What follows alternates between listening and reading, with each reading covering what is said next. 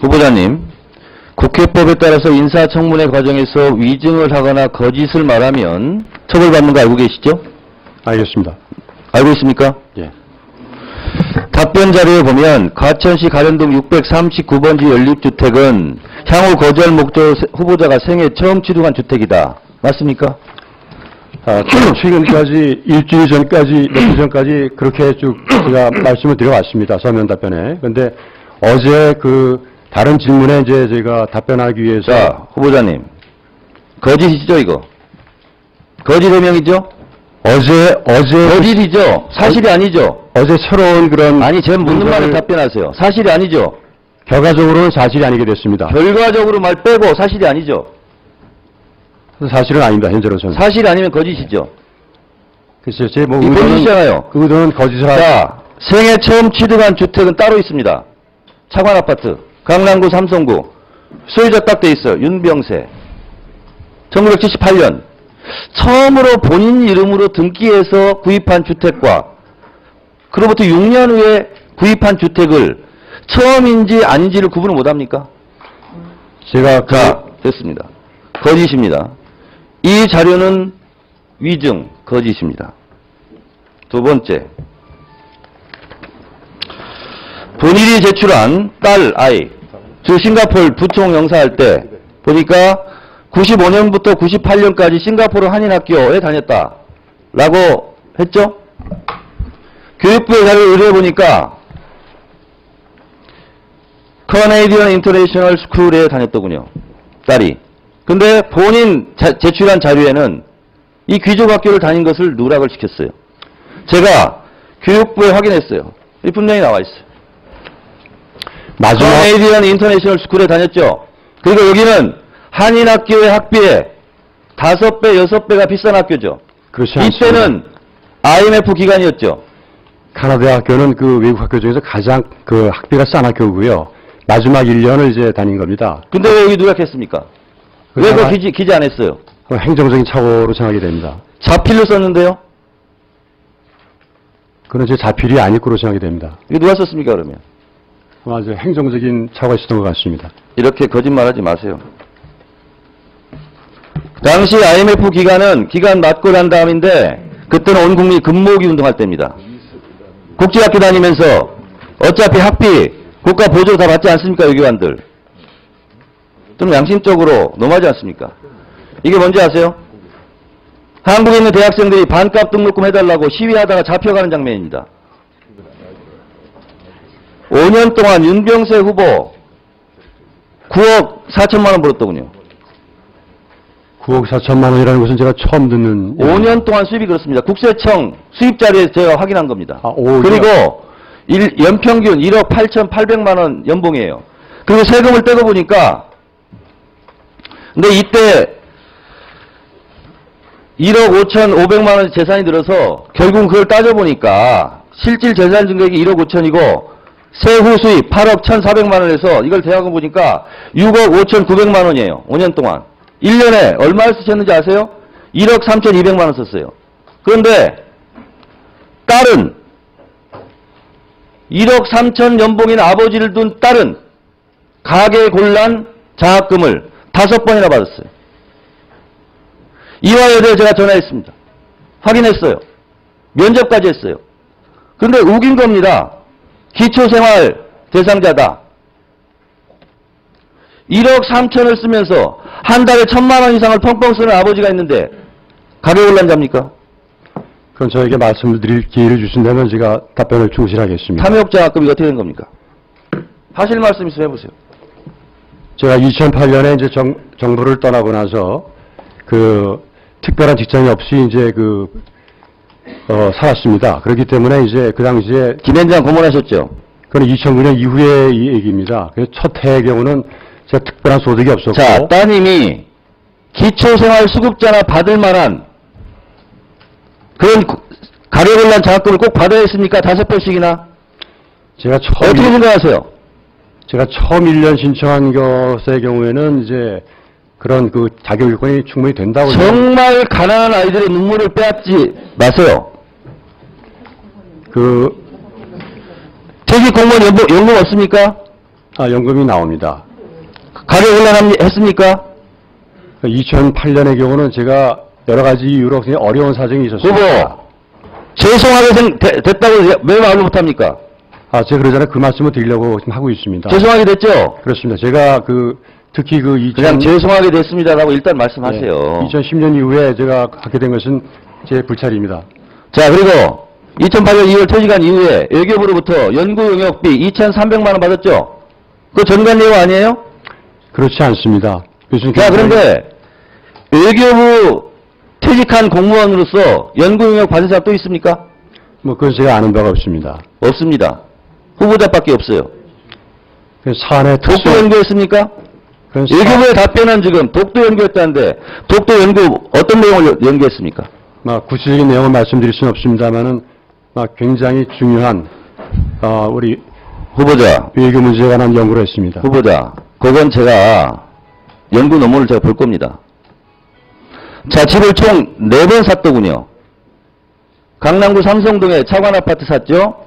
그리고 과천에 그 정부종합청사 바로 코앞 로또 대박 난다는 그 아파트 사셨죠. 그때는 시드니에 계셨더군요. 근데 거주했습니까? 거기 제가 본인 얘기하세요. 뒤에서 그 쪽지 전달하지 마십시오. 제가 다 알고 있습니다. 그 과천의 그 집은 제가 시드니 나가기 전에 구입하고 또 외교관들의 경우는 이제 그 외국을 나갈 때에는 살 수가 없기 때문에 그것은 그대로 이제 전세를 주고 나온 집입니다. 거주 안 했죠. 그리고 시드니에 돌아와서 바로 팔았죠. 3년 후에. 그렇습니다. 얼마 남겼습니까? 가격에 대해서는 제가 정확히 기억을 하고 있지 자, 않습니다. 그때 외무부는 세종로 정부종합청사예요. 왜 과천에까지 가서 이렇게 번거롭게 그렇게 했습니까? 살려면 종로구에 사시지. 그 당시 과천집은 굉장히 작은 집이었습니다. 자, 그리고 목동에 514동 아파트, 513동 아파트, 국세청 공시시가 기준 2억 8천, 1억 3천에 신고했죠. 취등록세 탄로했죠. 그것은 제가 재산 신고도 1억 3천 8백 했죠. 허위 재산 신고죠. 공직자윤리법 제12조 위반이죠. 해임과 징계 사유에 해당되죠. 제가 오래전 일이어서 그 상세한 그 내용이 기억나지 않습니다만 오래전 일인데 예. 집 사고 파는 것을 기억을 못한다는 건 말이 안 됩니다. 자, 이건 아까 얘기했던 속도 위반입니다. 왜 토요일, 일요일 오전 10시 그때 하필이면 같은 장소에서 계속 교통 위반을 합니까? 제가 알기로 거기 골프장 근처예요. 골프장 가는 길목에 골프 치러 다니셨습니까? 그리고 과태료를 왜 안 내요? 자동차 압류까지 당하고. 압류권에 대해서는 여러 번 말씀드린 것처럼 딸을 가게 곤란자로, 생계 곤란자로 장학금 받고 아버지는 골프 치러 다닙니까? 가게 곤란자라면서요. 근데 어떻게 이렇게 골프장 근처 그 길목을 다니면 속도 위반까지 하고 그래서 가정생활이 너무 어려워서 과태료를 못 내가지고 자동차 압류까지 당하는데 골프는 치고 딸은 가게 곤란 장학금 받고 앞뒤가 안 맞는 인생이잖아요.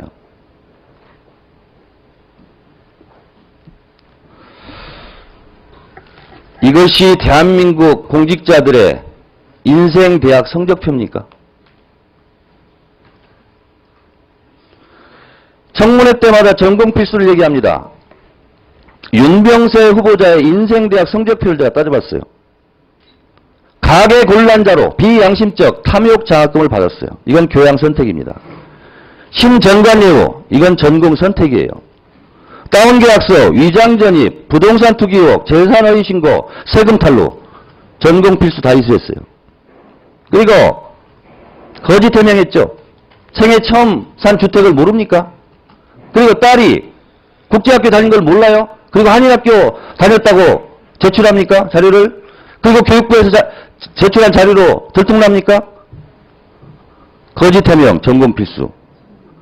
자동차 속도 위반, 이것은 교양 선택입니다. 귀족학교는 은에 있는 전공 선택쯤 됩니다. 과태료 미납하셨네요. 교양 필수. 자동차 압류까지 당했습니다. 교양 선택. 후보자님, 제 개인으로 질문하는 게 아니라 국민들이 이런 걸 너무나 짜증내고 짜증내야 합니다. 이런 말이 있습니다. 땀은 자기 자신을 위해서 흘리고 눈물은 주변 이웃을 위해서 흘려라. 그리고 피는 조국을 위해서 흘려라. 후보자의 인생 30년 제가 총평을 해보니까 피도 눈물도 땀도 없어요. F학점입니다. F학점. 어떻게 하면 이렇게 가지가지로 백화점으로 하나부터 열까지 다 이렇게 인생을 사셨습니까? 제가 프라이버시 때문에 공개를 하지 않지만 고등학교 생활기록부 담임선생님의 평을 받습니다. 후보자도 보셨죠? 보셨죠? 이번 자료 준비하면서. 저는 기억이 잘 안 납니다. 제가 이 자리에서 얘기하지 않겠습니다. 고등학교 때 담임선생님이 어떤 평가를 했는지 점심시간에 한번 보시기 바라겠습니다. 부적격 거부라고 생각합니다. 이상입니다. 네, 수고하십니다.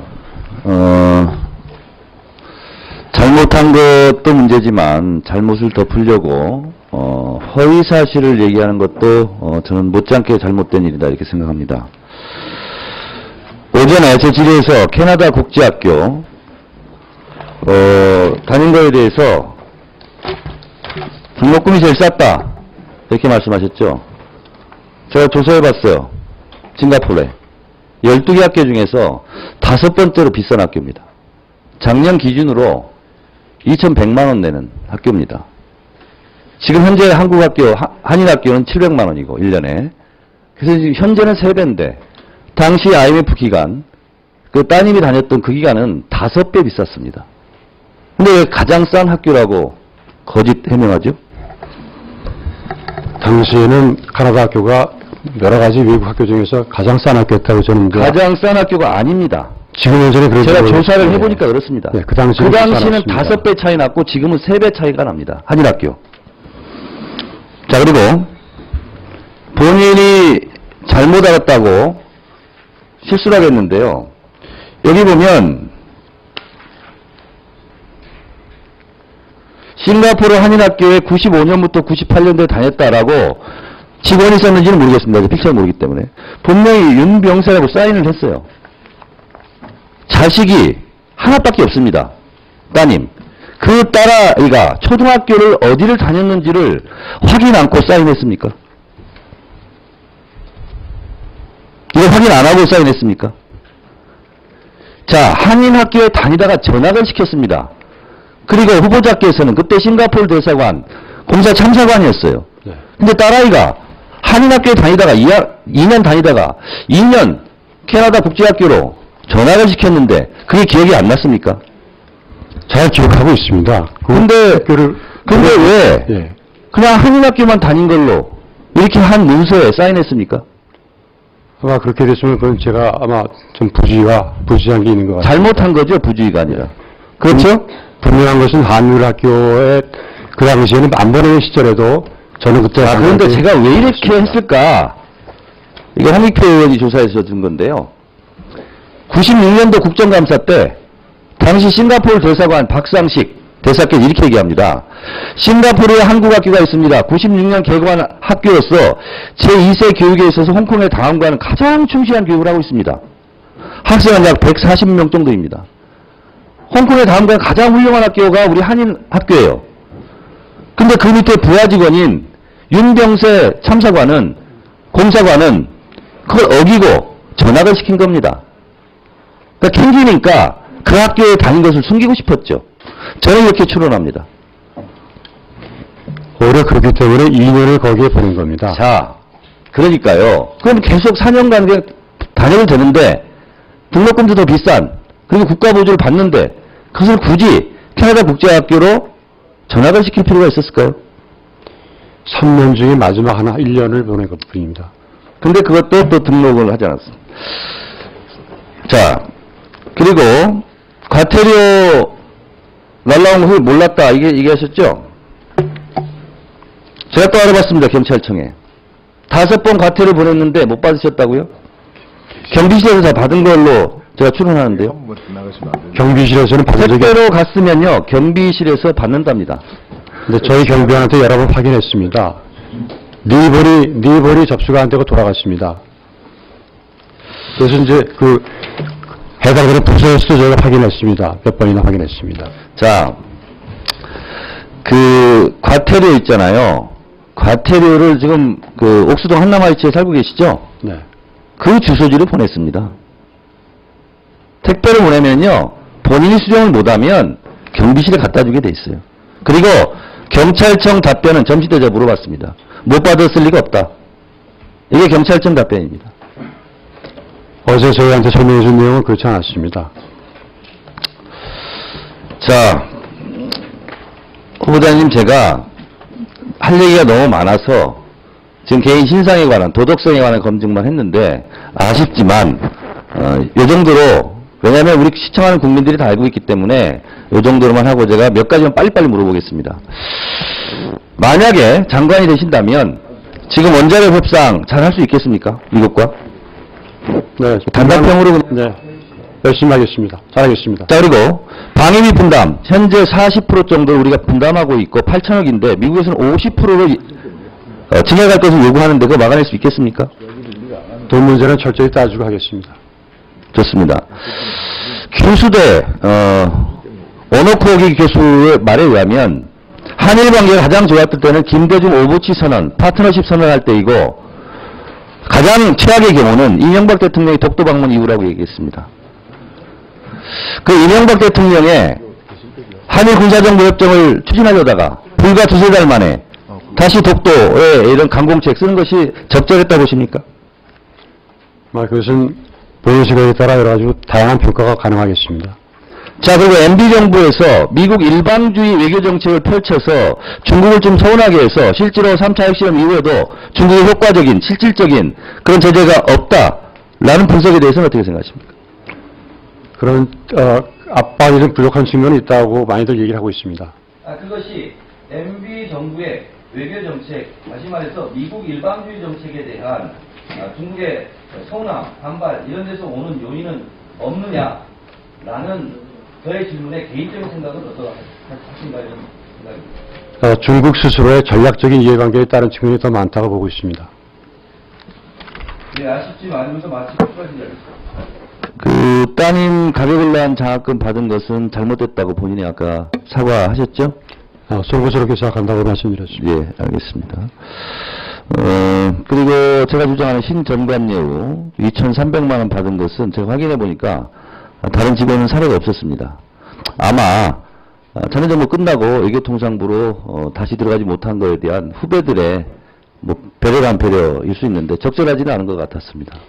그 문서 보고서 자체는 상당히 중요한 문제. 나중에 그럼 제가 한번 확인해 보겠습니다. 그리고 우상 의원이 제기했던 세금 환급에 대해서 또 본인도 인정하셨듯이 그 부분은 실제로 다운계약서고 재산신고도 그렇게 했고 사실상 취득록세 한 1,100만 원 내외가 좀 사실 안 낸 거거든요. 이것은 어떤 형태로든지 기부를 하시든지 뭐 다른 형태로든 하실 의향이 있으십니까? 관계당국과 협의해가지고 조치를 강구해 보겠습니다. 예.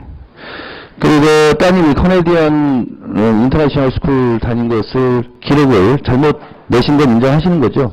누락이 된 것에 대해서는 죄송스럽게 생각합니다. 예. 그리고 속도 위반 부분도 오전 10시 이전에 집중되어 있거든요. 그리고 주로 골프장 길목인데 뭐 골프를 뭐 치셨다 안 치셨다를 떠나서 어쨌든 적절하지 않은 거죠. 하여튼 위반한 것은 제가 뭐 드릴 말씀이 없습니다. 예. 그리고 과태료도 체납했다가 이번 청문회 준비하면서 낸 것도 그리 멋쩍 아름다운 모습은 아닙니다. 그렇죠? 그렇습니다, 안 그렇습니다? 예, 하여튼 그것은 결과적으로 하여튼 죄송스럽게 생각합니다. 예. 오늘 다른 장관 후보자도 지금 청문회를 하고 있는데 법무부 장관 후보자, 황교안 후보자도 똑같이 얘기했어요. 과태료를 납부해 주셔서 못 받았다. 이렇게 해명했더군요. 그리고 또 의원의 일친지 교육부 장관 서남수 후보자는 그 따님도 똑같이 특별장학금을 또 받았어요. 외대에서. 그것도 본인이 또 사과를 했습니다. 공직자로서 국민들의 모범이 되어야 되고 그리고 법을 국회에서 만들어주면 그 법을 집행하는 행정부의 어떻게 보면 수장이 될지도 모르는 분으로서 이런 부분은 2배 이상, 본인이 잘못한 거 2배 이상 무슨 사회에 대한 납득할 만한 그런 조치가 있어야 되지 않을까요? 하여튼 지금까지 말씀하신 그런 말씀들을 다 감안해가지고 제가 필요한 조치를 취하겠습니다. 그래서 지금 장관 후보자 중에서요, 오늘 하신 두 분에 대해서 참여연대에서 논평을 냈습니다. 그 따님 참여연대에서 논평을 어떻게 냈냐면 실제로 업무방해 아니냐라는 시각이고, 만약에 제대로 자료를 제출했음에도 불구하고 이화여대에서 그런 결정을 했다면 그거는 감사원 감사를 해야 되는 거 아니냐, 이화여대에 대해서. 그 두 가지 중에 하나는 해당되는 것 같습니다. 저는 외교부 장관으로서 되실지 안 되실지는 잘 모르겠지만 저는 이런 생각을 갖고 있습니다. 어제 길정호 의원과 KBS 열린토론에 가서 내일 방영되는 걸 녹음했는데요. 제가 마지막에 그랬습니다. 정권의 이익이 아니라 국가의 이익, 그리고 더 나아가서 민족의 이익을 생각하는 외교안보 정책이 됐으면 좋겠다. 박근혜 정부는. 저는 잠시의 유혹으로 독도를 방문하는 그런 경솔한 그러한 이명박 대통령의 전철을 밟지 않고 반면교사를 삼았으면 좋겠다. 마지막에 제일 먼저 그리고 너무 미국 일방주의, 미국과의 한미동맹을 유지하되 너무나 저자세로 우리의 국익을 침해받는 그런 얘기가 아니라 미국에게도 당당하게 나갔으면 좋겠다. 근데 그것을 어쩌면 중국이라는 지렛대를 이용했으면 좋겠다. 그래서 여우 같은 그런 지혜로서 우리 국익을 최대한 앞당기는 그런 외교안보 정책을 새 정부가 펼쳤으면 좋겠다. 이렇게 제가 말을 했는데 길정호 의원도 똑같은 생각이었습니다. 아마 그 부분에 대해서는 여야가 다른 생각이 없을 거라고 저는 생각을 합니다. 유념하셔서 지금까지 직업 외교관으로서 살아오셨는데 앞으로는 더 높은 도덕성과 그리고 정책의 판단 그리고 실천 행위 이런 것을 요하는 자리에 갈지도 모릅니다. 우리 장관께서 유념해 주시고 소감을 한 말씀 마무리 정리해 주시기 바라겠습니다. 네.